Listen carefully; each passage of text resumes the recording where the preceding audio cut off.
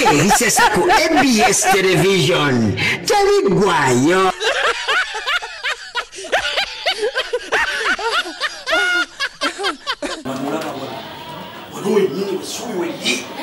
Wanesubiri affe buyitaba wano tugenda kufamira ekyo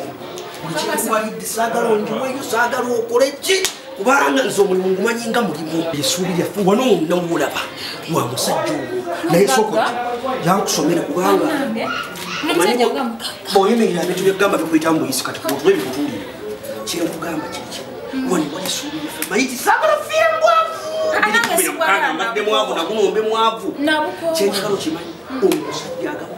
omusajja agaba ku ssente njagala weefuulire ddala atayogera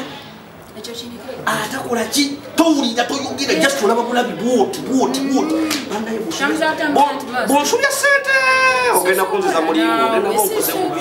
ogenda bonkoze bubi soko kikolemu awutulabe sookolemu sookolemu awutulabe bwembanga ogenda kunsubya ssente bannaye oyo omusajja alina ssente simaina saa mukazi agenda kutya naye nga yaŋŋambye nkuleete ye nakonkwata nomusi atalina mulamu bwakuwa emitwalo 3 makinga sure 2 nga mayiti 10 oli mulalo gwe weetereddewo bakuloga bonaabona awa yaniddiira Maiti walisa Jebale mzee kalese muliyo mutya tutyo ono gwangambye yono munnaye amunyabunye nchane gulu tawuli atayogera namutabuzaako nebigana tawuli atayogera ngalabye era munnaye bonobo mpadde akantu ako oli otya ma tujja kuba tuyambiddwa Jebaleko obuzaze kasi tawuli atayogera olinga obuzaze bazo obuza bya kikabi bwekiba bwekiti kwe bumundekere njamuya atoyanza sobuto njamuya neyanza wajja mukama akugizeewo kubamba tenchayina byekyamalize gwe boba oli busy boyinza azo yawe ndaka kuwano kati katize kamalize byetu kale muzee moye mitwalo ndowozanga kinana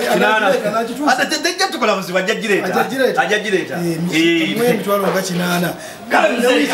ojamu ne wisha omukomyo neyanza muzee kakoko kabata mugamba je bizibu kyati muzee yacheche kakoko kwe kabata chenjagalo mu kyalo nomulaba oyo gwenda bambi ekizibu tawulira tayogera kandi yetaaga kuyamba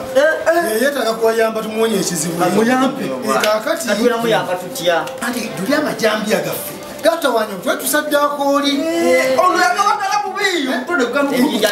olwaluyagala musiwakire bulungi nnyo musaddake gumukoka